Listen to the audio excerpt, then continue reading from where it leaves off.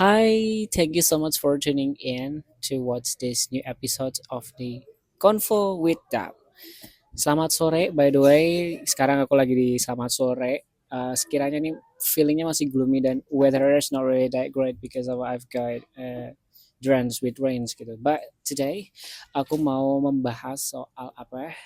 Kita coba lihat di belakang aku masih banyak sekali buku-buku yang ada di belakang dan ini adalah di pojok jendelanya dari perpustakaan Universitas Ari Ginanjar. So, ngomongin soal buku, emang bener aku bakalan starting this new topic membahas soal membaca dunia lewat buku dan sastra. This is actually super amazing topic to be talk karena memang aku melihat bahwa buku itu adalah sesuatu hal yang fitrahnya manusia untuk miliki gitu. Inilah sesuatu hal yang manusia harus miliki karena ini membedakan kita dengan makhluk-makhluk lainnya, yaitu kita mempunyai sebuah acquisition device of cognitive. Kita punya di otak kita tuh ada sesuatu yang memangnya tempat kita untuk bisa membuat, menciptakan, berkarya, menulis sebuah karya, menciptakan sebuah teori-teori dan menjadikan sesuatu yang berevolusional dan revolusioner. Dan emang aku ngelihat bahwa buku itu adalah sesuatu hal yang sangat luar biasa untuk manusia miliki karena dengan satu atau dua buku aja kita sudah bisa melakukan sebuah perubahan gitu, khususnya pada diri kita sendiri. Dan di sini aku mau membahas soal bagaimana buku itu menjadi sesuatu tools yang membantu kita secara self development dan bahkan sampai ditakutin oleh oligarki-oligarki. Jadi emang kita hari ini aku membahasnya tuh nggak sesimpel buku itu relate-nya seperti apa, tapi kita bisa melihat dunia itu menggunakan buku. Gitu. Dan by the way, sesuai judul yang aku bahas yaitu adalah mengenal dunia lewat buku dan sastra. Let's take a look on the differences between buku dan sastra. Karena sebenarnya dari kita kebanyakan nggak bisa, cukup susah lah untuk membedakan antara buku dan juga sastra. Sesimpel seperti ini teman-teman. Buku itu adalah wadah dari karya sastra. Jadi sastra itu adalah kontennya atau materi atau isinya yang ada dalam buku itu. Dan karya sastra ini nggak cuma ngomongin kayak novel, fantasy, terus cerita-cerita fiksi, bahkan juga termasuk non fiksi teman-teman. Itu. Dan buku itu yang menjadi wadah bisa digunakan sebagai rujukan bagi banyak sekali interdisciplinary studies. Dengan ilmu pengetahuan yang sangat luar biasa banyaknya, itulah di mana buku menjadi sebuah tempat atau wadah sebagai rujukan untuk bagaimana kita bisa menumpahkan kepada wadah itu dengan ilmu-ilmu yang sekiranya bisa berguna bagi diri kita, begitu juga dengan bagi orang lain. Jadi sekali lagi highlightnya adalah buku itu adalah wadahnya, sastra itu adalah materi atau isi kontennya. Jadi kalau kita ngomongin soal sastra teman-teman, sastra itu nggak cuma sekedar kayak Harry Potter, The Lord of the Rings, terus cerita-cerita laut bercerita, terus buku-bukunya Jess Hayren, buku-buku yang seperti itu, yang seperti teman-teman ketahui di TikTok itu, enggak. Jadi karya sastra itu sesuatu yang lebih luar biasa kalau kita bisa telusuri lagi. Karena dengan kita belajar sastra, kita bisa belajar soal kultur, politik, psikologi, business, mental, world domination, military, and so on so on. Jadi karena karya sastra ini banyak sekali genrenya, serializationnya, kategorinya, dan jenis-jenisnya. Dan itulah dimana anak-anak sastra itu menjadi seseorang yang sangat kritis untuk melihat dunia ini. Dan disitulah aku, yaitu adalah anak sastra Inggris, English literature student, and I do really have the visions on the world itself. Karena dengan karya sastra, kita bisa melihat dunia itu seperti apa dalam sudut pandang yang dibahas oleh penulis tersebut. Begitu pula ada suatu momen kita ketika kita sebagai pembaca bukunya atau pengkritik bukunya itu kita juga melakukan sebuah introspeksi diri, introspeksi refleksi. Apakah kita sudah melakukan tersebut? Apakah kita anti pada tersebut? Apakah kita pro atau kontra? Menggunakan teori seperti apa? Kita akhirnya menggali otak kita sendiri. Jadi inilah sesuatu yang sangat merubah dunia, khususnya dunia diri kita sendiri, begitu juga dengan dunia sekitar kita. Dan itulah dimana kekuatan secara simpelnya, kekuatan buku dan karya sastra bisa menciptakan sebuah bubble, bubble yang sekiranya kita bisa kuasai semua, bukan cuma bubble yang minoritas, tapi kita bisa meng-guide semua ilmu tersebut, kita bisa meng-guide pemikiran-pemikiran tersebut. Jadi itu sesuatu yang perlu aku sampaikan karena ini menjadi sebuah preambul atau prolog dalam podcast hari ini. Karena karya sastra itu secara stereotip tidak seperti itu. Sudah aku cukup bantahkan dengan stereotip-stereotip tersebut. Karena dengan adanya karya sastra, kita bisa meninggalkan sebuah legasi pada generasi-generasi selanjutnya. So that's exactly the essential dan juga the intentions in having books or literature itself to be tough, to be delivers to the people, to be being tough to the people, to reflect ourselves and give evolution and revolutions over the world we are looking for. Bahkan ada dua kata yang sekiranya bisa menjadi rujukan dari vision tersebut, yaitu adalah utopia dan juga distopia. Jadi kalau teman-teman pasti pasti sudah banyak yang tahu ya kalau misal teman-teman sudah membaca buku atau emang sudah pernah mendengar etimologi tersebut. Jadi utopia adalah sesuatu yang kita inginkan atau idealnya seperti apa. Misal makanya kita bisa melihat utopian cities atau utopian world. Kita melihat dunia ini menjadi sesuatu yang ideal bagi kita. Ada kebun-kebunnya, terus ada hewan-hewan yang cantik-cantik, terus we are able to fly like in the heaven, like in the gardens. Itu. Sedangkan distopia adalah sesuatu hal yang kontradiktif dengan utopia, yaitu adalah sesuatu yang buruk, yang sesuatu yang tidak ideal bagi kita, sesuatu yang menjadi the worst case of the idealism that we've had. Jadi itu dystopian. Tapi sekali lagi, kita punya free willingness untuk berpikir berkebalikan. Ketika kita melihat bahwa utopia bagi orang-orang yang pengennya idealnya adalah sesuatu yang buruk, berarti kita melihat utopia mereka adalah atau utopia entitas-entitas tersebut atau komunitas tersebut melihat bahwa dunia yang ideal adalah sesuatu yang buruk. Begitu juga dengan sebaliknya, vice versa. Seperti itu. Dan kalau kita melihat bagaimana otak aku ini atau pemikiran aku ini, ya by the way teman-teman, ini adalah sebuah podcast yang sekiranya empirical atau merupakan pengalaman dan knowledge aku. Jadi aku hanya sharing aja. Ini tidak bisa dijadikan sebuah kredibilitas untuk bisa disampaikan kepada orang lain. Namun di sini aku hanya ingin sharing bagaimana aku bisa menginterpretasikan sebuah karya sastra yang diwadahin dengan buku untuk bisa disebarkan kepada banyak orang.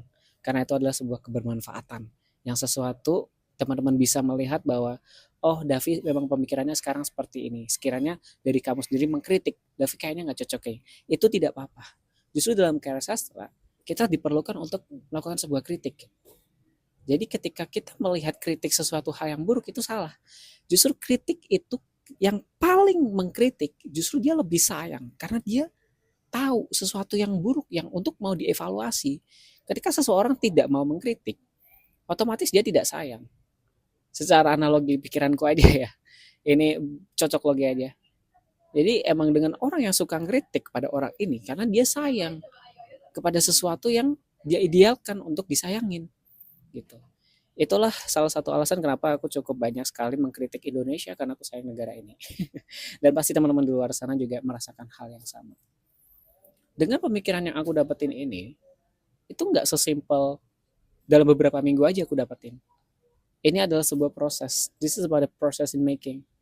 Karena dengan proses tersebutlah aku bisa melakukan sebuah pemikiran, the structuring of the mind, structuring the cognitive process, structuring the outlines, the thoughts, the ideas to be heard to you, to be heard from you, to be delivered to you. Jadi itu.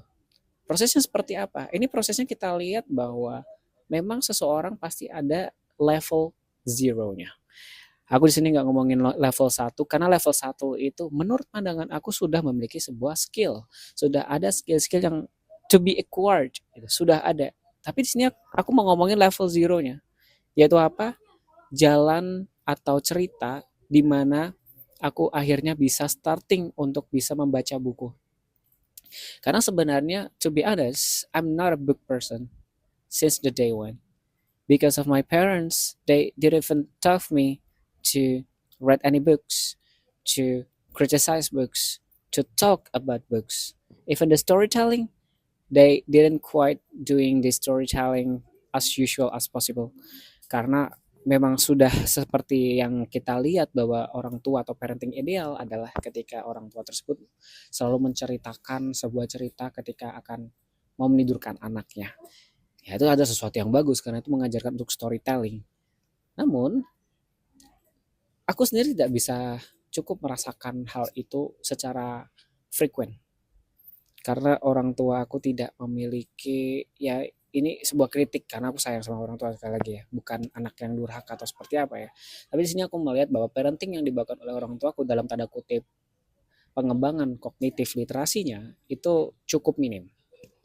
Dan disitulah aku menyadari bahwa memang aku ini seseorang yang sekiranya sudah hold off.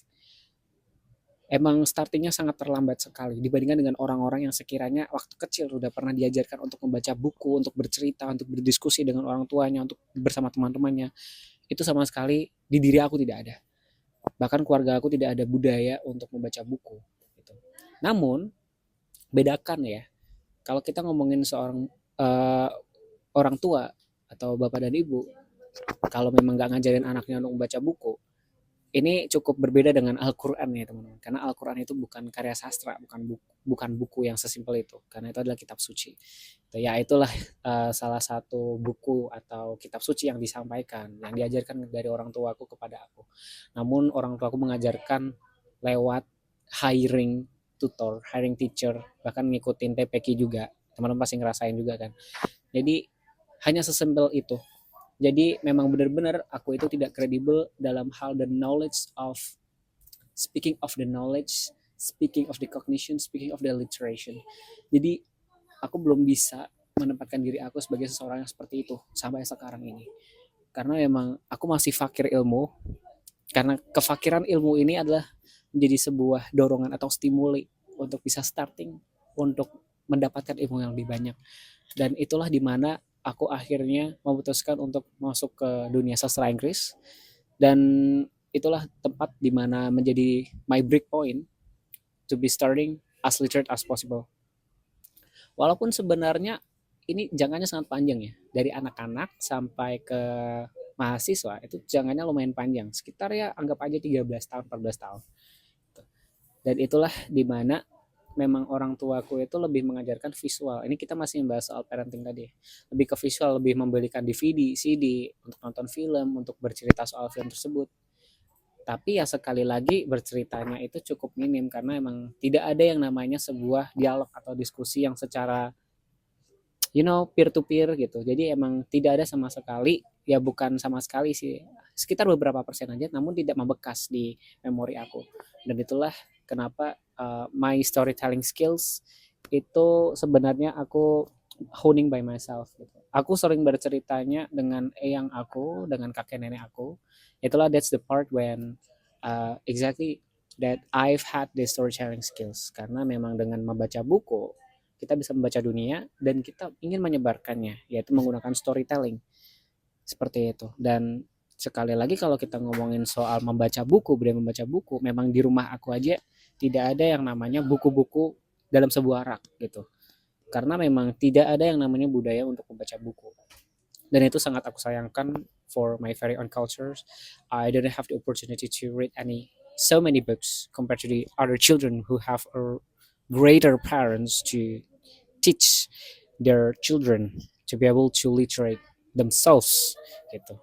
Jadi sekali lagi ini adalah sebuah timbal balik feedback dari aku bahwa ini unik sekali ya, karena aku berusaha untuk menjadi angsa hitam di antara angsa-angsa putih gitu, dimana ketika keluarga aku seperti ini tapi aku bisa starting untuk jadi sebuah virus gitu. Itu sebuah moto hidup yang sekiranya aku pakai sampai sekarang, yaitu adalah jadilah salmon untuk bisa melawan arus dan menjadi seorang yang berbeda seperti itu.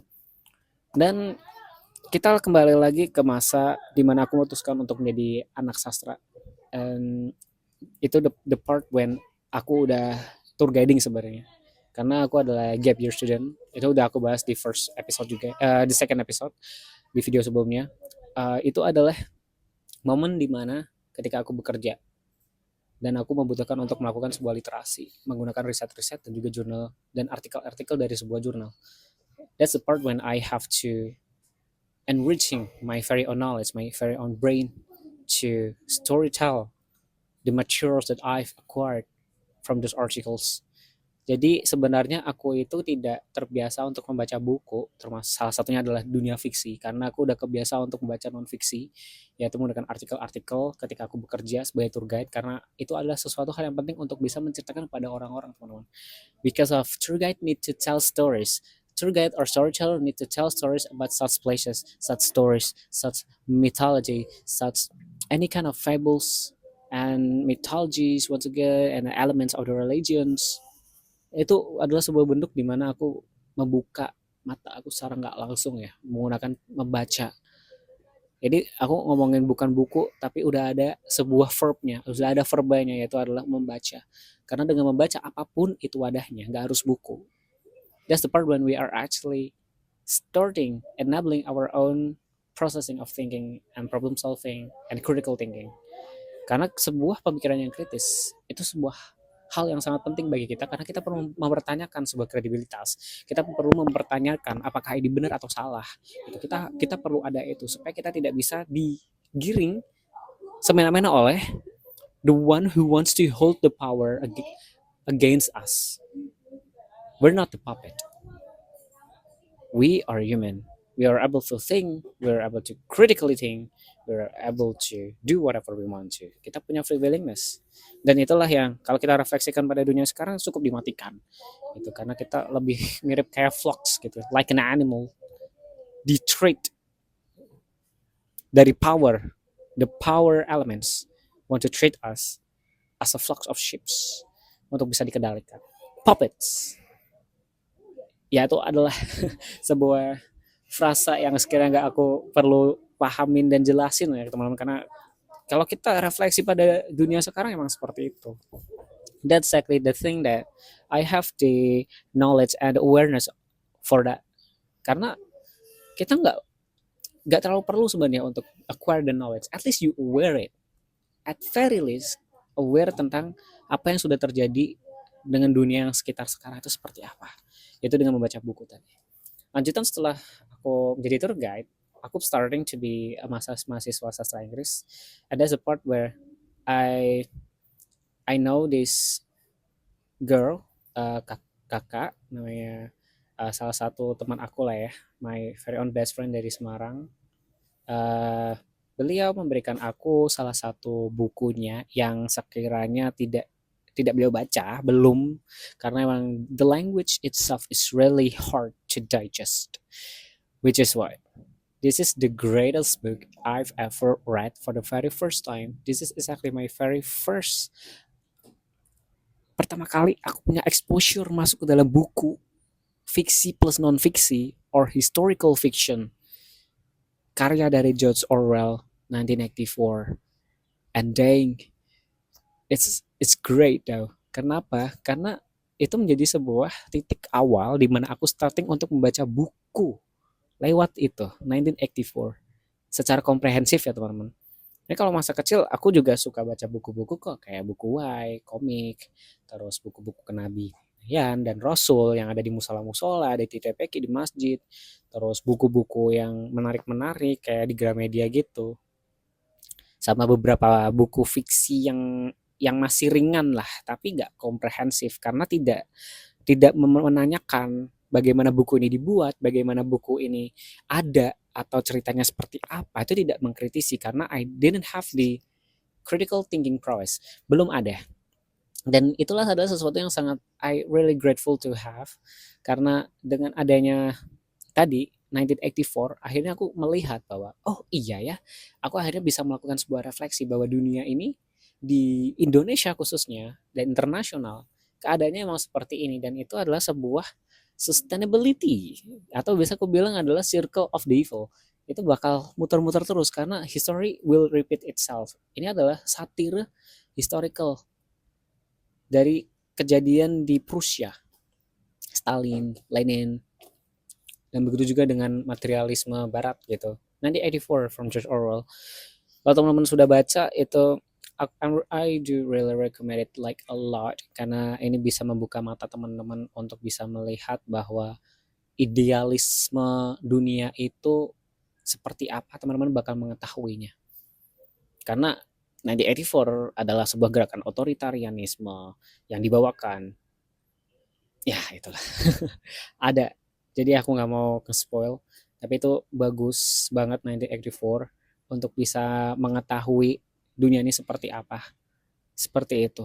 Dan dengan adanya aku menjadi seorang anak sastra Inggris, akhirnya aku starting setelah membaca 1984, ada buku Animal Farm akhirnya dari George Orwell lagi, Reading Lolita in Tehrong. Ini salah satu buku yang luar biasa juga, ya, Reading Lolita in Tehrong. Terus ada Funicula Funiculi, ada Funicula Funicula ya. Kebalik gimana sih? Aku udah lupa. Udah lama nggak baca lagi. Terus Laut Bercerita, ada klasik seperti Shakespeare, Jane Eyre, terus The Wizard of Oz, terus The Secret Garden, Cinderella, Snow White, ya yang princess itu, sekaligus juga nonton filmnya juga, terus Harry Potter yang versi bukunya juga, dan a lot of many books lah gitu. Dan salah satu buku yang sekiranya menjadi sebuah rujukan favorit aku adalah What It Takes Southeast Asia from Periphery to Core of Global Consciousness dari Pak Gita Wirjawan. Karena dengan buku ini aku akhirnya juga lebih lebih punya pemikiran yang komprehensif melihat dunia ini seperti apa. Jadi dia membahas, bukunya itu membahas soal Southeast Asia. Jadi apa sih yang terjadi exactly happening di ASEAN khususnya, termasuk di Timur Leste juga. Karena ya Timur Leste sudah bergabung dengan ASEAN, teman-teman. Kalau teman-teman belum baca buku terbaru atau masih stuck di dunia buku-buku SMA IPS sejarah, itu sekarang ASEAN udah ada Timur Leste-nya, jadi ada 11 negara sekarang. Dan itu luar biasa, teman-teman, karena ini adalah sebuah comparative analysis book yang ngomongin soal antara ASEAN dan China dan juga Amerika. Kita juga ngomongin soal komunisme, terus kapitalisme, terus sebuah idealisme dari Deng Xiaoping, terus ada juga pandangan-pandangan dari petinggi-petinggi dari ASEAN, termasuk halnya Singapura yang memang punya legasi dari Chinese-nya itu sendiri, dengan pemikiran dan cara untuk menghadapi dunia itu seperti yang cukup mirip. Dan itu menjadi sebuah tembakan bagi negara Indonesia. Yang gimana ya, kayak Indonesia tuh kayak masih di tengah-tengah sama di bawah gitu, belum pantas untuk menjadi role model di ASEAN gitu. Padahal kita negara yang cukup agraria, sumber daya alamnya kuat, sumber daya manusianya banyak, ya pintar-pintar orangnya juga banyak. Tapi ya sekali lagi kalau kita refleksikan, memang porsi persentasenya tuh memang tidak kompatibel gitu. Tidak apple to apple, tapi fresh apple to rot apple gitu. Jadi gak pas gitu, gak pas aja gitu. Indonesia terlalu besar untuk bisa dipimpin oleh satu presiden saja gitu, dan Java sentris seperti itu. Inilah bagaimana caranya aku membaca buku itu, kayak seperti halnya untuk mempertanyakan, dan I need to pause, I need to think, I need to criticize. Emang refleksinya tuh seperti apa sih, kenapa kok buku ini bisa ditulis gitu, seperti itu. Jadi nggak cuma baca doang, you also write something in your mind, what really happening in this world, what really happenings with creating the background of the books to be created. Jadi kenapa kok buku ini bisa dibuat gitu, backgroundnya seperti apa, melihat. Jadi ya sekali lagi, ini adalah sebuah buku yang sekiranya menjadi rujukan dan menjadi vision dari Pak Gita Wirjawan untuk Indonesia Emas 2300, bukan 2045. Ya, secara tidak langsung beliau juga mengatakan bahwa Indonesia tuh perlu ada waktu 300 tahun ke depan untuk bisa menuju Indonesia emasnya. Jadi 2045 itu ya we know it lah. Itu tidak rasional sebenarnya. Tidak ada pemikiran yang parameternya tuh tidak jelas gitu. Ini adalah sebuah argumen yang cukup keras ya, statement dari aku ya. Nanti aku bakal bahas di next episode mengenai soal Indonesia Emas 2045 atau kapan gitu. Karena emang ya sekali lagi itu adalah bahan politik lah. Jadi kita punya sebuah motivasi propaganda untuk bisa Indonesia Emas, Indonesia Emas. Padahal kalau dipikir-pikir lagi tidak gitu. Ya udahlah, kita buang jauh-jauh topik itu karena cukup gak relevan dengan topik sekarang gitu. Tapi ya sekali lagi memang masih relevan karena memang buku Sekali lagi, buku dan karya sastra, the existence of the karya sastra itu penting banget. Whether it's non-fiction, fiction, all of those are interconnected. We need to think the way we need to actually see the world. That's the vision that we've had. Seperti itu teman-teman. Dan itulah adalah salah satu dampak dari membaca buku.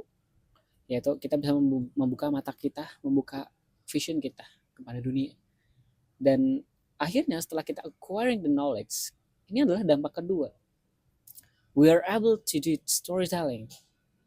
We are able to tell stories, deliver thoughts, argumentative thoughts, and create narratives, and create dialogues. Dialog, teman-teman. Sekali lagi, ini juga udah dibahas di episode pertama mengenai soal dialog. Jadi, keperluan untuk dialog itu sesuatu hal yang sangat penting. Karena dengan dialog, kita bisa menguji pemahaman kita tuh seperti apa. We need to test our knowledge. Is it still raw? Or whether it's rotten? Or it is freshly to be shared to the people. Itulah pentingnya dengan adanya dialog, kita bisa meng-sharing perspektif bias kita. Jadi kan video ini juga sebuah perspektif bias teman-teman. Ini adalah sebuah dialog. Video ini adalah dialog kepada teman-teman sekiranya. Saya tidak langsung dialog ya, tapi meskipun aku hari ini melakukan monolog, tapi ini adalah sebuah dialog ketika teman-teman melihat aku. And you supposedly untuk mempertanyakan yang dibahas Davi itu seperti apa. Teman-teman boleh banget untuk memberikan komentar-komentarnya, tapi ya sekali lagi ada etikanya, ada sebuah tata caranya. Untuk apa? Untuk bisa memberikan sebuah komunikasi yang efektif gitu. Untuk memberikan perspektif bias kamu yang menggunakan komunikasi yang efektif. Tidak harus verbal, tapi bisa non-verbal, yaitu penggunaan written language dalam sebuah komentar yang teman-teman bisa taruh di bawah atau teman-teman bisa stitch gitu YouTube ini, video ini, atau sekiranya ini udah di-upload dalam bentuk Instagram, boleh banget untuk di stitch. Teman-teman boleh menyampaikan, ini adalah sebuah dialog. Kita tidak perlu takut untuk melakukan sebuah dialog. Kenapa aku menggarisbawahi atau aku membahas soal jangan takut? Karena aku boleh ketawa dikit ya. Karena oligarki atau petinggi-petinggi di Indonesia, bahkan di dunia, mereka tuh takut untuk melakukan dialog, untuk melakukan sebuah pengkritisi, untuk melakukan sebuah chit-chatting, conversations. Itu. Mereka tidak mau perspektif bias mereka tuh dipecahkan gitu. Padahal dengan adanya sharing the perspective, the bias perspectives, itu tidak apa-apa, sesuatu yang bagus. Karena kalian atau teman-teman sekiranya bisa menemukan sebuah benang merah dari sebuah percakapan tersebut. Dengan sesuatu yang efektif, dengan komunikasi yang efektif. Itulah kenapa dalam sebuah percakapan tidak terjadi sebuah benang merah, itu karena memang tidak efektif komunikasinya. Tidak menyamakan persepsi. Tidak melakukan sebuah kesepakatan untuk frameworknya seperti apa pembahasannya. Jadi debat, dialog, conversation itu sesuatu hal yang penting. Manusia sosial kok. Ya enggak? Ya ngomongin sosial, ya ini sebuah refleksi juga bahwa untuk melakukan sebuah sosial ini sangat ditakutin oleh kapitalis itu. Aduh. Oke, sekarang kita masuk ke dalam refleksi sejarah ya teman-teman. Jadi kalau misalnya kita melihat status quo kita, sekarang kita ini, manusia-manusia di Indonesia khususnya, manusia-manusia di dunia, aku coba sempitin di Indonesia aja deh.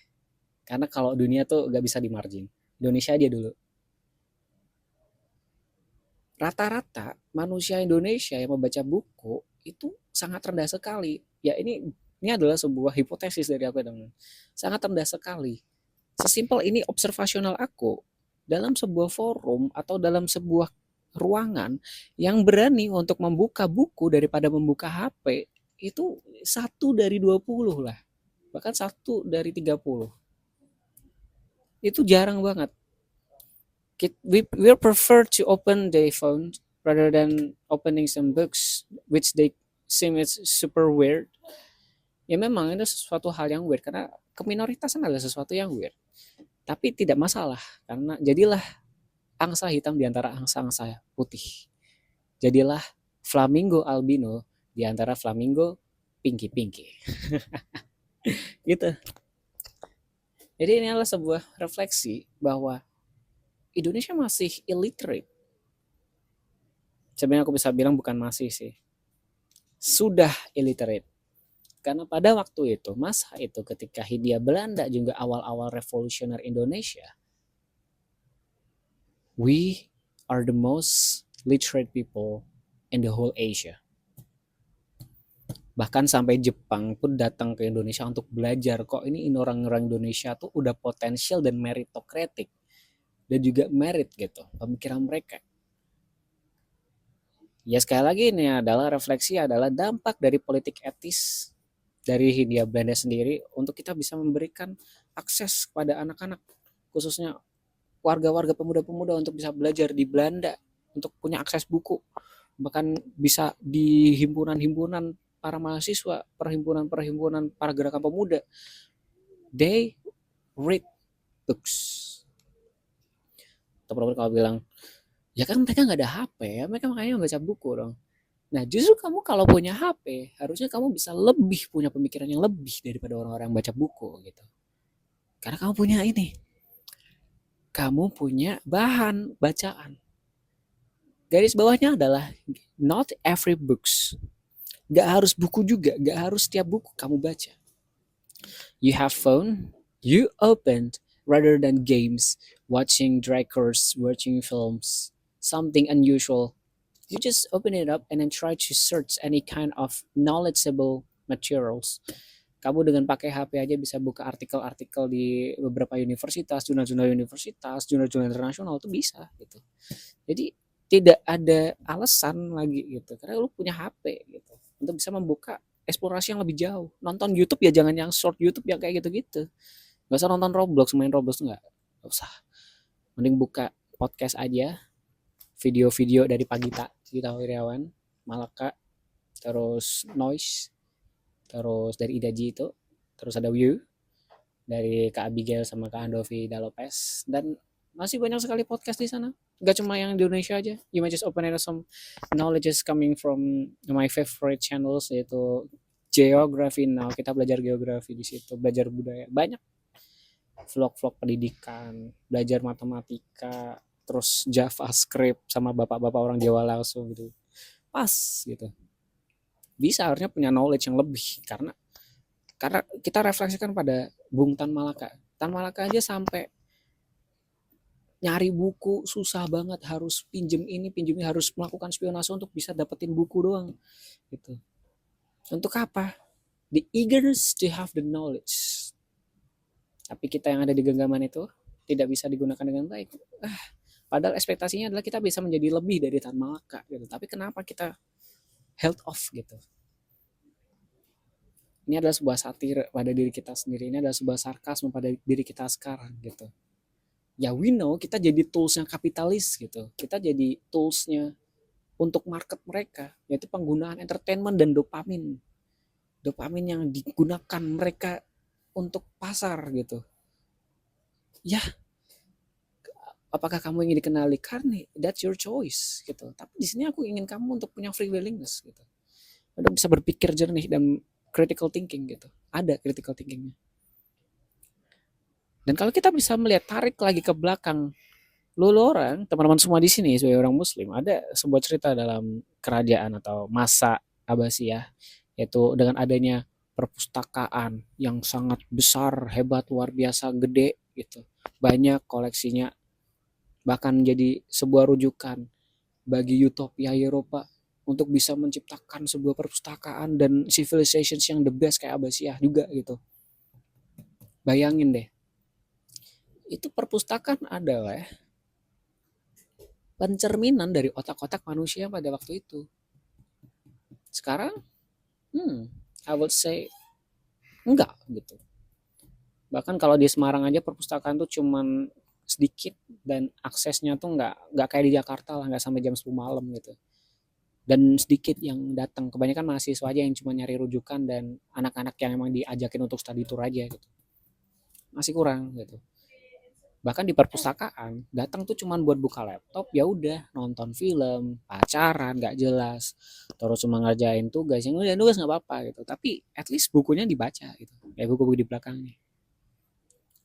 Ya aku termasuk salah satu orang yang baca buku sih, alhamdulillahnya, bukan yang cuma datang cuma buka laptop ngerjain tugas, tapi nggak nyari rujukan di buku-buku ini, kita cuma starting pakai ChatGPT gitu-gitu, otaknya mau dipakai gimana gitu, nggak kepake sama sekali gitu.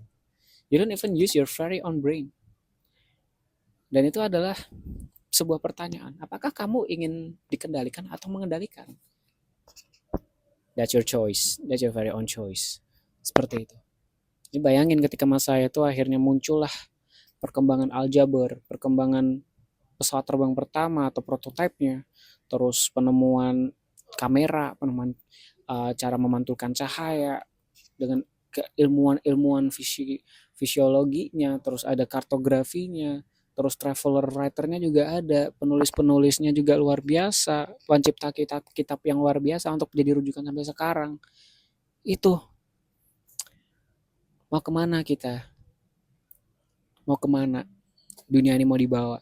Kalau nggak ada perpustakaan nggak bisa jalan gitu. Karena dengan adanya perpustakaan itu adalah bentuk dari the research. Kita perlu ada badan riset yang besar. For what? Because we are human. We need to think. We need to have a cognitive development. We need to share our thoughts. For what? For the civilizations to be a better face. Bisa menjadi utopia yang idealis dan realistis. Gitu. Bayangin tuh, satu orang otaknya itu perbandingan bukunya yang dia baca itu keren banget, luar biasa. Nah, sesuatu yang menjadi sebuah refleksi pada diri aku sendiri sebagai seorang muslim, most of them starting to read books atau starting to do literate things with Al-Quran first. Karena Al-Quran adalah jendela dan ilmu dari segala ilmu. Karena ilmu tersebut yang diberikan oleh Al-Alim, yaitu Allah Subhanahu wa taala, karena yang punya ilmunya tuh Tuhan gitu. Allah, sama pencipta, sang pemilik kekuasaan, sang pemilik ilmu gitu. Kalau kamu nggak baca Al-Quran, buat apa? Gak dapat ilmunya. Kamu sosokan kayak baca fiksi, non fiksi, genre-genre aneh-aneh, horor gitu-gitu. Tapi kamu nggak baca Al-Quran, buat apa gitu? Gak guna juga. Perbandingan ilmunya tuh beda banget gitu, nggak kepake gitu. Itulah yang digunakan oleh orang-orang di masa Abbasiyah. Baca Al-Quran, dihatamin dulu 30 juz semuanya, lalu bisa lanjut untuk penelitian-penelitiannya. Karena kepake semua itu. Karena seperti ini teman-teman, kitab suci itu nggak sesuatu yang ritualisme, nggak cuma buat agama doang, tapi dia ilmiah, ada matematikanya, ada fisikanya, ada ilmu sosialnya, ada ilmu budayanya, semua masuk gitu. Feminis masuk, terus kekeluargaan yang idealis seperti apa, di Anisa juga itu Al-Baqarah, soal hewan-hewan, Al-Ankabut, semua kepake. Terus buat apa gitu kalau nggak baca Quran gitu. Bahkan orang Yahudi sendiri sebelum belajar atau apa pakai Al-Quran dulu gitu. Torahnya disampingkan, Al-Quran dulu dipakai untuk membaca, untuk apa? Untuk otaknya biar jalan gitu. Orang-orang di Amerika juga kayak gitu. Orang-orang Jepang apalagi sekarang getol banget tuh masuk Islam karena mereka starting gitu. Dan itulah sebuah budaya yang udah aku lakuin untuk bisa membaca dunia dengan membaca Al-Quran terlebih dahulu sebelum belajar gitu. Untuk apa? Biar encer otaknya. Tapi nggak cuma baca doang, tapi pahami maknanya gitu. Kalau dibaca doang nggak guna dong.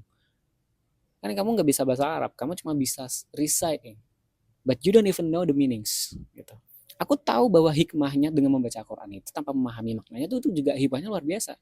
Tapi lebih luar biasa lagi dengan fitrah kamu menjadi seorang khalifah di dunia ini, dengan memahami makna tersebut menjadi representasi muslim gitu. Jadi seseorang yang bisa mencontohkan Islam itu seperti apa gitu, bukan yang ekstremis atau seperti apa gitu. Jadi baca, pahami maknanya, lalu sebarkan thoughts itu. Storytelling dalam bentuk apa? Dalam bentuk tulisan boleh, dalam bentuk verbal boleh, dalam bentuk apapun. Dalam bentuk podcast juga boleh. Itu. Dan sebenarnya kredibilitas aku untuk ngomongin ini sebenarnya sangat rendah juga, karena aku juga bukan anak pondok. Tapi sini aku mau bercerita. Aku mau sampaikan my thoughts, my storytelling things gitu. Karena I do care about you, I do care about me. Because we are living in this world. That's exactly the idealism that I have. Gitu. Untuk menjadi sebuah, untuk menciptakan sebuah dunia yang bisa bercerita gitu. Luar biasa bukan? Kita bisa bercerita gitu. Apalagi dengan Bung Hatta. Kita ngomongin Bung Hatta ya. Bung Hatta itu salah satu tokoh yang sangat aku luar biasa ngefan gitu ya. Karena beliau balik dari Leiden, balik dari the Netherlands, itu pakai 2 kontainer buku semua. Bayangin tuh, otaknya tuh 2 kontainer gitu. Jadi sebenarnya kan buku itu udah dibaca, buku itu udah dipahamin, at least udah pernah diceritakan, udah pernah didebat, udah pernah diuji, dan kita dibawa kembali ke Indonesia. Itulah otak yang dimiliki, udah paham makna dan isinya gitu. Luar biasa bukan? Nah sekarang kalau kita tanya orang-orang ya cuma ya nggak sampai 1 kontainer lah gitu. Itu ya yang sangat disayangkan tuh, apalagi Pak Habibie. Itu Pak Habibie luar biasa sekali itu, punya perpustakaan pribadi. Terus juga Bu Tuti Herati, dosen filsafat UI, salah satu penulis yang aku ngefan juga, karena aku baca bukunya beliau, Manusia Indonesia dan sebagainya dan seterusnya ya. Itu luar biasa, punya perpustakaan sendiri gitu, bayangin.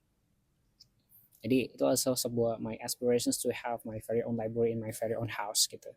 Boleh banget untuk punya perpustakaan, karena apa? Itulah legasi yang bisa diberikan kepada anak-anak kita gitu. Bahkan kalau aku bisa kepikiran punya power dan kekuasaan dan juga punya waktu dan opportunity, aku bakal nyiptain kertas yang tidak bisa kebakar dan tidak bisa basah gitu. Biar apa? Biar nggak kejadian kayak di Baitul Hikmah ketika Mongolia menyerang gitu. Terus juga nggak bisa dibakar sama oligarki. Ups, aduh. Ya ini sih guys. Sekarang kita bakal masuk yang cukup reflektif, status quo kehidupan saat ini, hari ini, pagi ini. Karena pagi ini ada sebuah penyetujuan dari RUU KUHP. Yes. Ini sesimpel they are able to just cuff anyone that displays them, the government, tanpa alasan tertentu yang konkret atau jelas atau logis. Tidak, tangkap aja kalau nggak suka. Itulah, ternyata sudah masuk ke era Mas Laut ini. Udah masuk ke era laut bercerita in real life. Bakal ditangkap-tangkapin tanpa adanya alasan logis dan rasional. Tembak aja dah.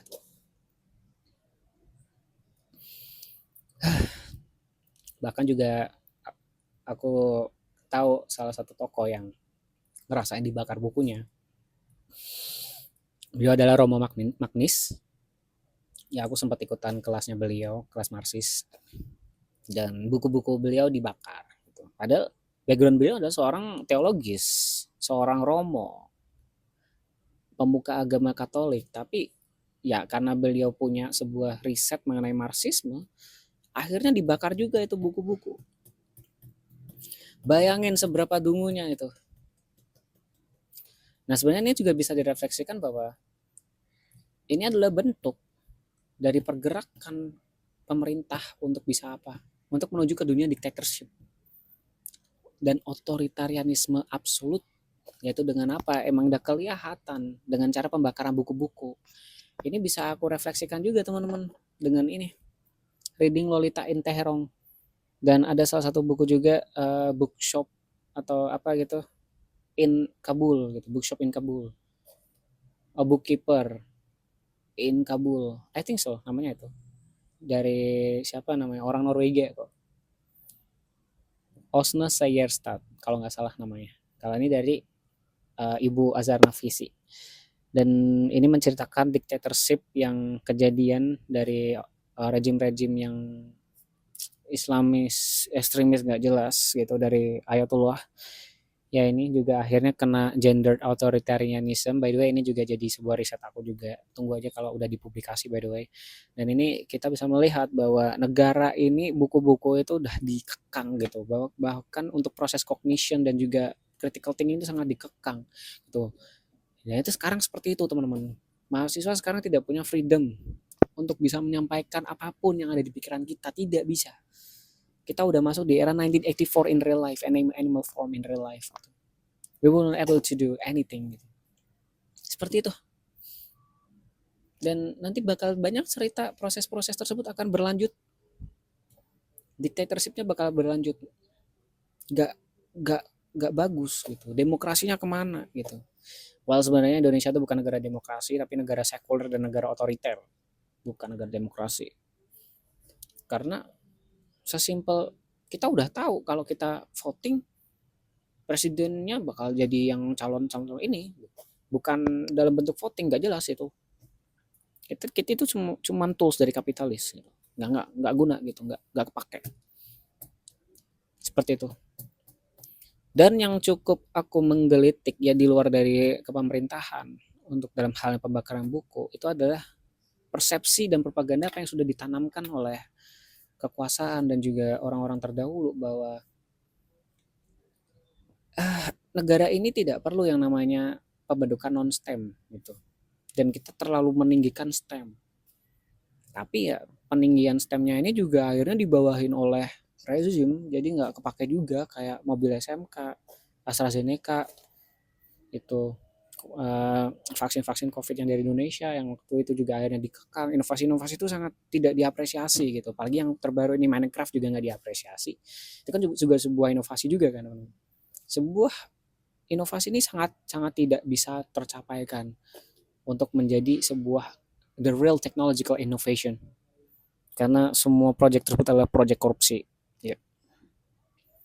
Dan bahkan ini sebuah my empirical observation teman-teman dari khususnya di kota Semarang itu bahkan juga dari pendidikannya sendiri dari sekolahku SMA, they have some cynical and bad thoughts and assumptions that if you are focusing the non-STEM, focusing in the languages, social and social studies, all of those things, you won't be able to survive in this earth. You won't be able to survive this country. Gak bakal dapat kerjaan. Emang dapat duitnya berapa? Itu bahkan sangat diejek gitu sama guru-guru. Aku jadi ingat salah satu guru kimia aku yang di SMA bilang, ngapain sih kamu masuk ke dunia pariwisata? Gak guna, itu cuma gitu-gitu doang, gak jelas gitu. Mending kamu masuk ke kimia, masuk ke fisika, teknik gitu. Ya, nggak gitu konsepnya. Harusnya saling interdisipliner gitu, harus interconnected. Kenapa? Sebelum ada yang namanya STEM, sebelum ada yang namanya innovation, you need to start with the foundation first, yaitu menggunakan dunia non-STEM. Orang kamu dalam dunia non-STEM aja nggak jelas, kayak industri buku juga nggak jelas, nggak ada yang bagus gitu, nggak merata seluruh dunia. Bahkan tidak ada pemikiran-pemikiran dalam penulisan buku, dan ini aku cerita gini karena refleksinya kompatibelnya dengan Victorian era, teman-teman. Di United Kingdom, mereka bahkan dalam setahun itu bisa memproduksi lebih dari 6.000 buku. 6.000 buku published, edited, shared. Indonesia? Of course not. You want to compare it? Nah, gak masuk gitu. Jadi dalam non-STEM aja gak kepake. Cara kamu berpikir, cara kamu untuk melihat secara spiritual, cara kamu untuk bisa melakukan sebuah komunikasi efektif, untuk bisa melakukan sebuah manajemen pada diri sendiri dan pada orang lain, kedisiplinan tuh tidak jalan gitu. Lu mau masuk ke dunia STEM, gak bisa. Ada tahapannya, parameternya tuh gak masuk gitu loh. Makanya United Kingdom berhasil di era Victorian kemudian dengan adanya revolusi industri. Revolusi industri 1.0, 2.0, 3.0, and then afterwards 4.0. Itu sesimpel itu. Kalau mau ngembangin inovasi harus di fondasinya dibenerin dulu gitu. That's it. Atau enggak kamu jadi proyek korupsi aja atau proyek-proyek gak jelas. That's the thing. Ya, I need to have a little bit pause karena memang this is ironic gitu. Ironis sekali. Karena ya seperti ini negara kita. Kalau kita pikir-pikir lagi parameternya nggak jelas gitu. Nanti bakal ada banyak penyelewengan kayak di cerita ini. Jadi ingat kan ini reading Lolita in Tehran itu mereka dipaksa untuk melakukan sesuatu yang diinginkan oleh rejim. Siap-siap aja dah itu dalam waktu terdekat ini karena udah diketok juga gitu. bakal ditangkepin, bikin peraturan nggak jelas. Bahkan salah satu yang aku bikin nggak jelas tuh kayak, ini ngapain sih pemerintah jadi trendsetter mulu? Banyak meme nih, gitu. Now let's talk about the future kind of thing. Within the status quo, aku sangat bahagia juga dengan ada di Jakarta karena memang this is the place for anak-anak yang suka baca buku dan sastra karena semuanya you know lah Jakarta sentris lah, semuanya pada jadi satu di sini semua gitu. Ya ini sebuah efek gitu. Aku sangat menyayangkan dengan kota-kota lain gitu, khususnya kota Semarang gitu. Cuma ada satu book club doang dan ya satu atau dua gitu. Dan stagnan orang-orang itu doang, orang-orang terpelajar, bukan orang-orang yang terbuka untuk masyarakat umum, itu nggak biasa. Kalau Jakarta masih bisa gitu, pekerja, mahasiswa, semua jadi satu, inklusif. Bahkan ada yang namanya inovasi zine, terus ada poetry class, writing class, itu ya di kota-kota lain belum kejadian gitu, masih beberapa aja. Cuman fokusnya dalam beberapa komunitas aja dan tidak inklusif gitu, secara marginalis ya gitu. Kalau dalam komunitas sendiri emang inklusif, siapa aja boleh masuk, tapi marginalized tuh enggak gitu. Dan itulah salah satu aspirasi aku untuk, ya aku kepikiran untuk membuat book club juga, karena juga didorongin oleh Ibu Azhar Nafisi, karena buku ini juga menceritakan bagaimana memoir dari Azhar Nafisi sebagai dosen sastra Inggris untuk starting secret class for what? Reflecting themselves within the world that they are facing on. Karena mereka tidak ingin dunia yang idealis yang seharusnya seperti apa itu dirusak oleh rejim oligarki dan bahkan yang teokratik otoritarianisme gitu. Teokratik keislaman cukup cukup ironis. Gitu. Makanya aku bakal mengadakan atau menciptakan sebuah inovasi yaitu book club di Indonesia khususnya, tapi aku bakal fokus di Jakarta dulu, sama di Malang, sama di Semarang. Tapi ini adalah fokusnya dalam dunia framework sastra Inggris dengan audiensinya adalah orang-orang sastra. Tapi everyone you could just come karena kita membuka inklusivitas juga. Tapi pembahasan di sini adalah menggunakan framework sastra.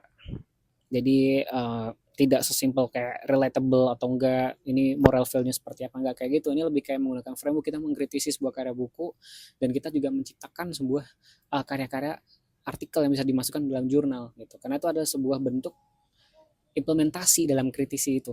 Dan kita juga bakal menciptakan sebuah antologi buku yang membahas soal domination of the world itself or the vision of the world that we are having the idealism at gitu. Termasuk hanya dengan karya sastra film, poetry, performances gitu.